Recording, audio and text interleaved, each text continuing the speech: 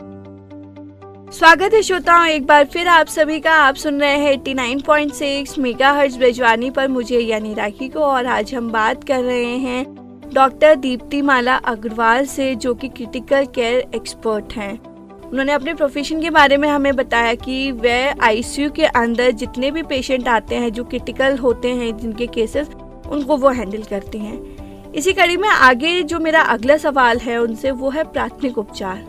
प्राथमिक उपचार की एक अलग महत्व है। कभी कोई एक्सीडेंट होता है या कोई और मिसहैपनिंग होती है, तब हम प्राथमिक उपचार करते हैं ताकि वो बंदा डॉक्टर्स तक पहुंच सके, फिर आके डॉक्टर्स को उसका इलाज करने में मदद मिले। तो सबसे पहले तो मैं प्राथमिक उपचार का महत्व ही जानना चाहूँगी थोड़ा सा। प्राथमिक उपचार का बहुत ज़्यादा महत्व है, क्योंकि किसी भी इमरजेंसी सिचुएशन में, चाहे वो एक्सीडेंट है या किसी भी कारण, कई बार होता है कि एकदम से कोई कोलैप्स हो गया, हमें रीजन नहीं मालूम है, गिर जाता है, ये नहीं मालूम उसका हार्ट चल रहा है क्या नहीं, वो सांस ले रहा है क्या नहीं। तो जो इनिशियल 3 मिनट्स होते हैं वो बहुत इम्पोर्टेंट है। इसलिए हर नागरिक को, हमारी ISA Indian society of anaesthesiologist की एक मुहिम है, every citizen a life saver. तो हर नागरिक को CPR करना, कार्डियोपल्मोनरी रिससिटेशन करना, चेस्ट कंप्रेशन देना, ये आना चाहिए। इसको सिखाने के लिए आगरा शहर में सन 2004 से हम, हमारी सोसाइटी में बहुत रेगुलर हम प्रोग्राम्स कंडक्ट करते हैं। बहुत सारे स्कूल्स में, ऑफिसेज में, होटल्स में हर साल हम लगभग 5-6 कार्यक्रम स्मॉल ग्रुप्स में 40 कैंडिडेट्स को हैंड्स ऑन ट्रेनिंग देते हैं। सो प्राथमिक उपचार वो इनिशियल समय, जब तक आपके पास मेडिकल हेल्प पहुंचे या आप मेडिकल हेल्प तक पहुंचे। तो इसमें डिफरेंट सिचुएशंस में, जिसे कहते हैं एक फर्स्ट एड के टिप्स होते हैं। तो ये एक प्राथमिक उपचार तो बहुत ही महत्वपूर्ण है और सबको आना चाहिए। इसको अभी इसके बारे में मैं यही कहूँगी, क्योंकि शुरू का समय ही सबसे इम्पोर्टेंट है। और जैसे मैंने बताया, हम ट्रेनिंग दे रहे हैं, वो भी हमने शुरू में इसलिए स्टार्ट कर दी थी क्योंकि बहुत पेशेंट्स जब हमारे पास इमरजेंसी में आते हैं और जिनकी सांस रुक चुकी है, हार्ट रुक चुका है, तो बहुत कुछ जब करने को नहीं होता है तो दिल में बहुत ही दुख होता है कि काश इसके परिवार के या साथ वाले किसी को पता होता कि इसे अस्पताल कैसे पहुंचाया जाए। तो उसमें चेस्ट कंप्रेशन का बहुत इम्पोर्टेंट रोल है। जी, अगर हम एक जनरल सिचुएशन को लें कि अगर किसी का एक्सीडेंट हो जाता है कहीं रोड पे और वहाँ पर थोड़ी सी उसकी स्थिति गंभीर है, तो उस स्थिति में हम सबसे पहले क्या कर सकते हैं? किसी भी इमरजेंसी में सबसे पहले हमें ये देखना है कि मरीज बात कर पा रहा है क्या नहीं। जी।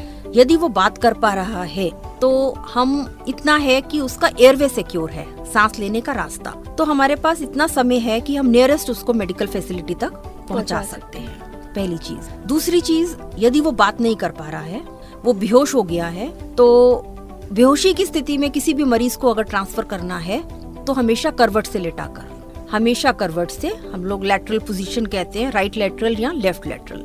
वो इसलिए कि बेहोशी की स्थिति में यदि कोई भी मरीज अगर उल्टी करता है, यदि वो सीधा लेटा है, तो उल्टी सीधा फेफड़ों में चली जाती है, उससे समस्या और ज्यादा बढ़ जाएगी। तो कहीं भी आप किसी को बेहोश पाते हैं और अस्पताल लाना चाह रहे हैं, तो आप उसको करवट से लिटा दें और करवट से लिटाने के बाद उसका माथा ऊपर करके, ठोड़ी को ऊपर करके, एक पोजीशन होती है, उस तरह लाएं। तीसरी चीज देखने वाली ये है कि उसकी नब्ज है क्या नहीं। नब्ज देखनी भी सबको आनी चाहिए। हाथ की नब्ज तो बहुत लोग देख लेते हैं, पर इमरजेंसी में क्या होता है, अगर ब्लीडिंग बहुत ज्यादा हो गई है, ब्लीडिंग भी 2 तरह की होती है, एक्सट्रिंसिक और इंट्रिंसिक। मतलब बाहर जो निकल रही है वो तो हमें आंखों से दिखेगी, पर जो शरीर के अंदर हो रही है, बॉडी के अंदर क्लोज्ड कैविटी है, पेट है, छाती है, इसके अंदर जो ब्लीडिंग है, फ्रैक्चर हो जाता है पैर की, ये जो लंबी हड्डी होती है थाई वाली, जिसको हम फीमर कहते हैं, कूल्हे का पेल्विस है, इसका फ्रैक्चर हो जाता है। ऐसी स्थिति में शरीर में अंदर 1.5-2 लीटर तक ब्लड इकट्ठा हो जाता है। तो ऐसे में जो नब्ज है वो आपको फील होनी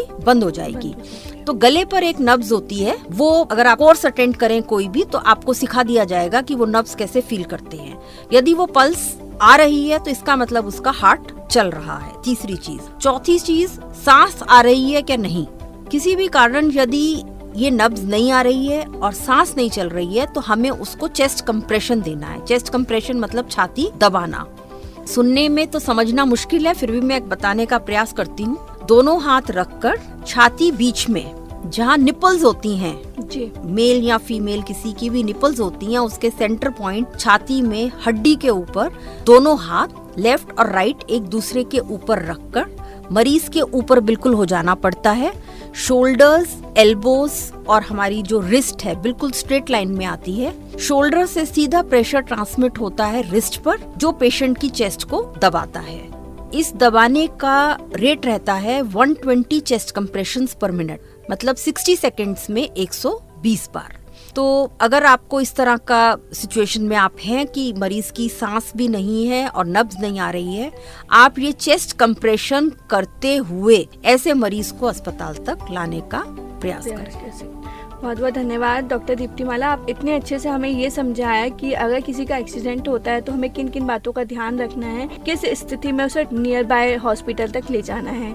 जिसमें आपने पहली चीज़ बताई कि अगर कोई सांस लेने की स्थिति में है तो उसको बाई करवट पे हमें लिटाना है। यदि बेहोशी की स्थिति हाँ, है, अगर वो बेहोशी की स्थिति में है तो हमें उसे करवट से लिटाना है, ताकि अगर उसे वॉमिटिंग हो तो जिसकी वजह से कोई दिक्कत ना हो जी। और किसी की सांस रुकी हुई है तो उसको एयर कंप्रेशन हमें देना है, चेस्ट कंप्रेशन देना। हाँ, चेस्ट कंप्रेशन उसको देना है। बहुत बहुत धन्यवाद डॉक्टर दीप्तिमाला। आगे मैं आपसे स्नेक बाइट के बारे में भी जानूंगी, लेकिन इसे एक छोटे से म्यूजिकल ब्रेक के बाद। तो श्रोताओं कहीं मत जाइएगा, आगे मैम से हम स्नेक बाइट के बारे में जानेंगे कि अगर कोई सांप काट लेता है उस स्थिति में क्या करना है। तो बने रहिए मेरे साथ और सुनते रहिए 89.6 मेगाहर्ट्ज ब्रजवानी।